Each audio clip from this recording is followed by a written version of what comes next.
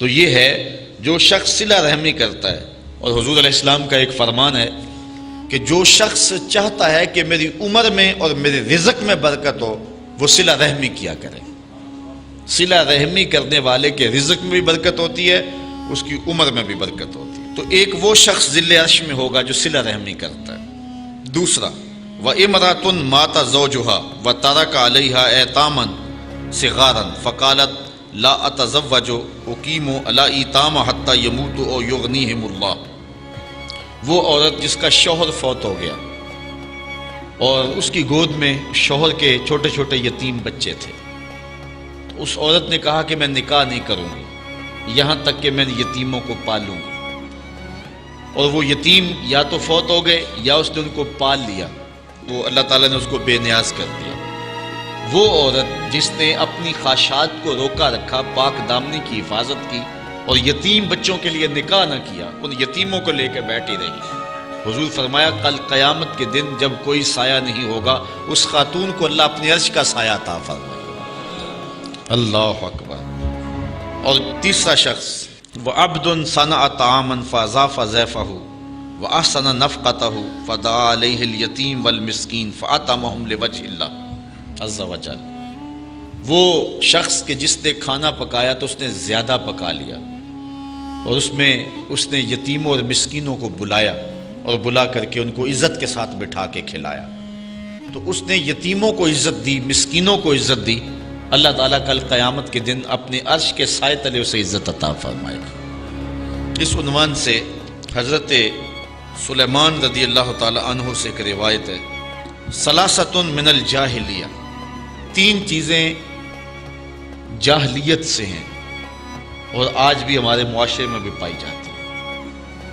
جو حضور علیہ السلام کا فرمان ہے کہ تین چیزیں ان کا تعلق جہالت سے ہے.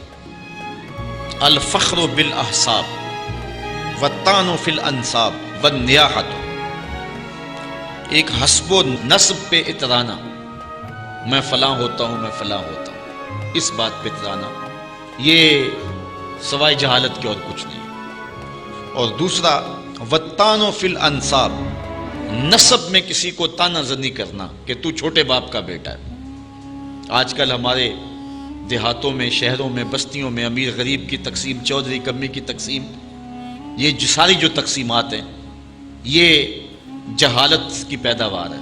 اسلام ان کی حوصلہ شکنی کرتا ہے. حضور نے حجۃ الوداع کے موقع پہ جو منشور انسانیت دیا اس میں واضح بیان کر دیا کہ کسی گورے کو کالے پر، کسی کالے کو گورے پر، عربی کو اجمی پر، اجمی کو عربی پر کوئی فضیلت نہیں. ان اکرمکم عند اللہ اتقاکم. لیکن لوگ برادریوں پہ نازاں ہیں، خاندانوں پہ نازاں، حالانکہ یہ برادریاں اور خاندان جو ہیں یہ تعارف کے لیے ہیں، یہ تفاخر کے لیے نہیں ہے. لیکن لوگوں نے اس کو جو ہے وہ فخر کے طور پہ لیا ہوا، اور کچھ لوگوں کو ان کے خاندانوں کی وجہ سے طعن و تشنیع کرتے ہیں کہ یہ چھوٹے اور نیچ خاندان کا ہے. حضور نے فرمایا یہ جہالت ہے، اور یہ تین چیزیں جو ہیں جہالت سے ہیں. پہلی چیز الفخر بالاحساب، اپنے حسب پر فخر کرنا، اور دوسرا والطعن فی الانساب، جو ہے وہ نسب کے اندر طعنہ زنی کرنا. حضرت بلال حبشی رضی اللہ تعالی عنہ کو کسی نے کہہ دیا، غالباً حضرت ابو ذر غفاری رضی اللہ تعالی عنہ نے، کہ تو کالی ماں کا بیٹا ہے. تو بس دل تھا کہ ٹوٹ گیا.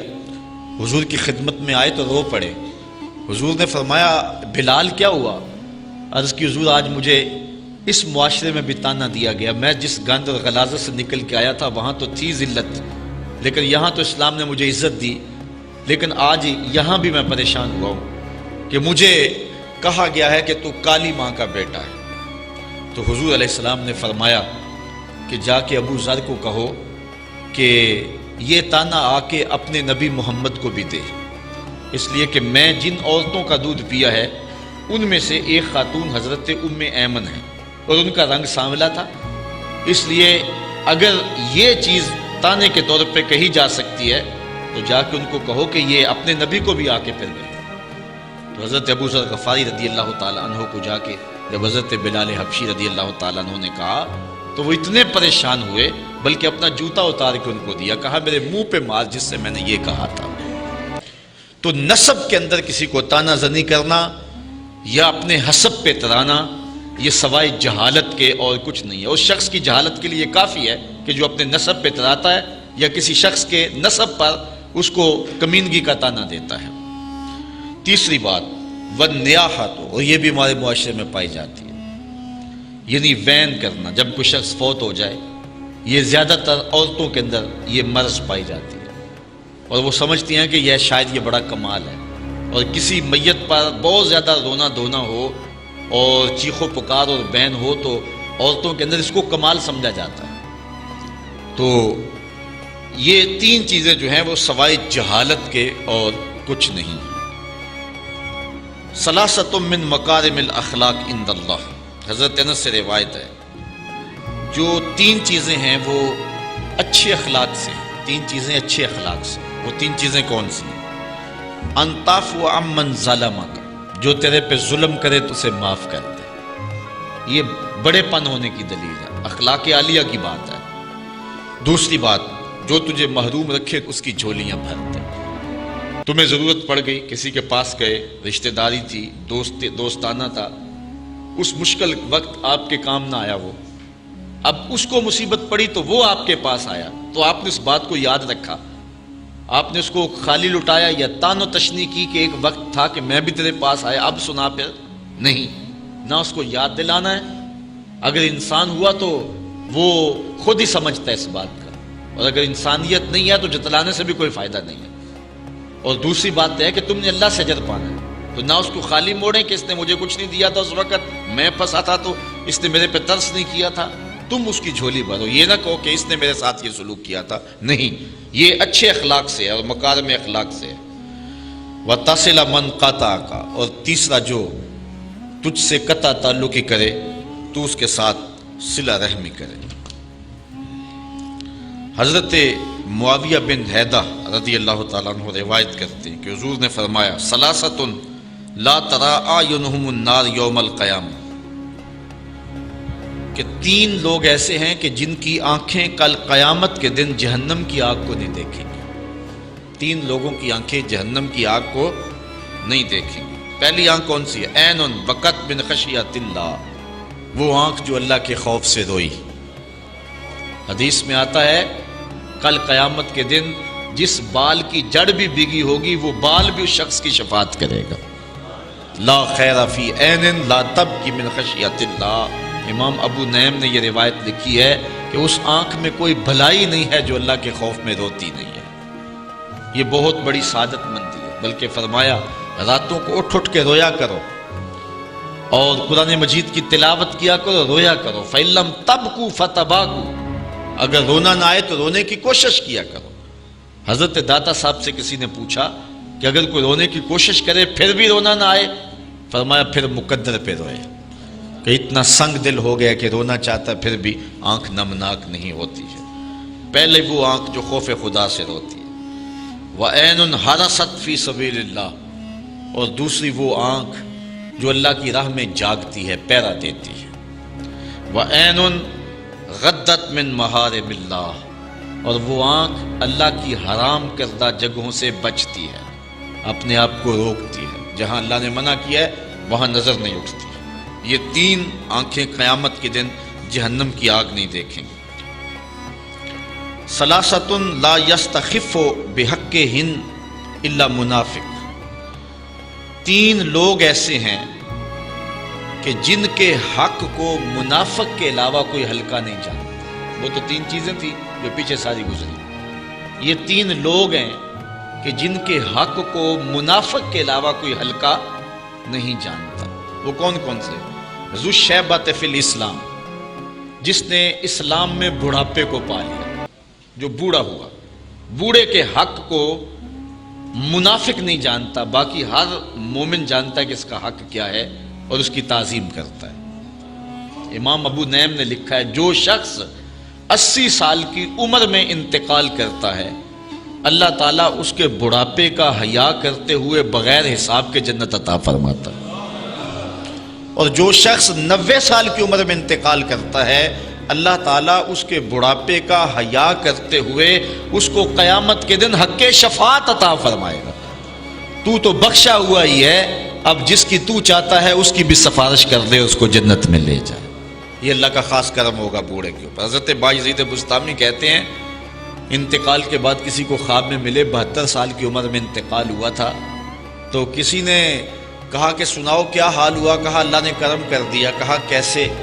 کہا جب میں اس کے روبرو پیش ہوا نا تو اللہ تعالیٰ نے مجھے فرمایا اے بوڑھے بتا میرے پاس کیا لے کر آیا، اے بوڑھے بتا میرے پاس کیا لے کر آیا ہے۔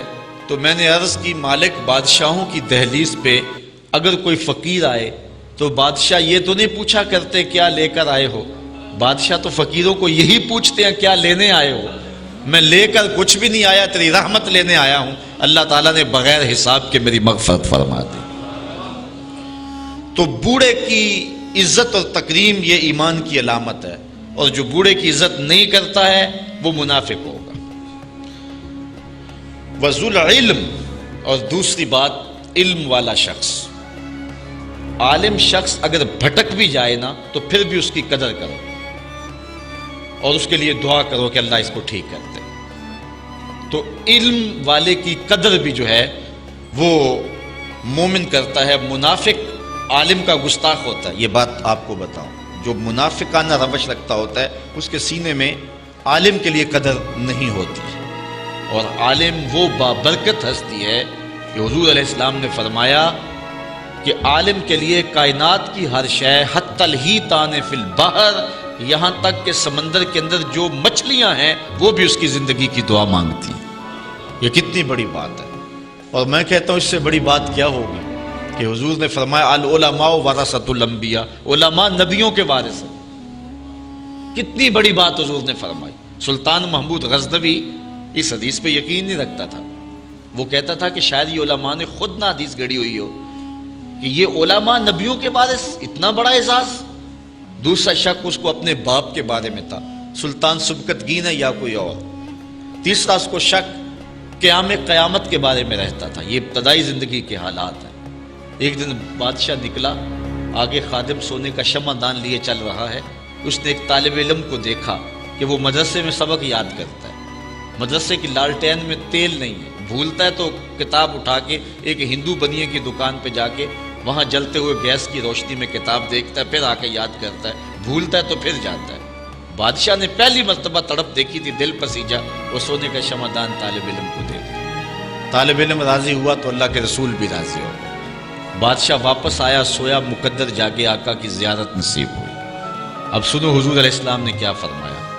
فرمایا اے سبکتگین کے بیٹے محمود، آج تو نے میرے ایک وارث کی قدر کی ہے، کل قیامت کے دن میں تیری شفاعت کروں گا۔ حضور نے ایک جملہ ارشاد فرمایا، 3 شک بھی دور کیے، جنت کی بشارت بھی عطا فرمائی۔ تو یہ علماء کے لیے یہ کافی ہے کہ وہ حضور علیہ السلام کی جان نشینی کا اعزاز رکھتے ہیں۔ حضرت مولا کائنات سید علی المرتضیٰ رضی اللہ تعالیٰ عنہ فرماتے ہیں کہ ہم جبار کی تقسیم پہ راضی ہیں، اس نے ہمیں علم دیا اور جاہلوں کو مال دیا۔ مال جو ہے یہ فرعون اور نمرود کی وراثت ہے، اور علم انبیاء کی وراثت ہے۔ تو جو ہوگا منافق وہ عالم کی قدر نہیں کرے گا۔ وَإِمَامٌ مُقْسِطٌ، اور تیسرا شخص جس کی منافق عزت نہیں کرتا وہ عادل حکمران ہے، امام مقسط ہے، عادل قاضی ہے۔ تو عادل قاضی کو علماء نے لکھا ہے الانحناء للسلطان اور لغیرہ مکروہ، کہ بادشاہ کے سامنے یا کسی اور کے سامنے جھکنا ممنوع ہے، اور ان کے ہاتھ چومنا بادشاہوں کے حکمرانوں کے یہ بھی ممنوع ہے۔ لیکن اگر کوئی عادل حکمران ہو جو عدل و انصاف سے دھرتی میں امن قائم کرے تو اس کا اگر ہاتھ چوم لیا جائے محبت سے تو یہ کراہت نہیں ہوگی، کیونکہ وہ بھی اللہ تعالیٰ جل شانہ کی ایک عطا ہے جو انسانیت کو عطا کی گئی ہے۔ حضرت ابو ذر غفاری رضی اللہ تعالیٰ عنہ سے ایک روایت ہے، ثلاثۃ لا یکلمہم اللہ یوم القیامہ ولا ینظر الیہم ولا یزکیہم ولہم عذاب علیم۔ 3 لوگ ایسے ہیں قیامت کے دن اللہ ان سے کلام ہی نہیں فرمائے گا، انہیں پاک بھی نہیں کرے گا، ان کی طرف دیکھے گا بھی نہیں۔ وَلَهُمْ عَذَابٌ عَلِيمٌ، اور ان کے لیے عذاب بھی بڑا سخت ہے۔ نہ اللہ ان سے کلام کرے گا، نہ انہیں پاک کرے گا، اور نہ ان کی طرف نظر رحمت کرے گا۔ وہ 3 شخص کون ہیں؟ المسبل ازارہ، جو تکبر کی وجہ سے اپنی شلوار کو ٹخنوں سے نیچے لٹکاتا ہے، پہلا شخص وہ۔ دوسرا شخص والمنان الذی لا یؤتی شیئا الا منہ، وہ شخص جو کسی کو نہیں دیتا، اگر دیتا ہے تو جتلاتا ہے، جو خیرات دے کے، صدقہ دے کے، زکوٰۃ دے کے، مال دے کے، کوئی دان کر کے، احسان کر کے بعد میں جتلاتا ہے۔ اللہ تعالیٰ جل شانہ قیامت کے دن اس کو پاک کرنا، اس پہ رحمت کی نظر کرنا، اس سے کلام کرنا گوارا نہیں۔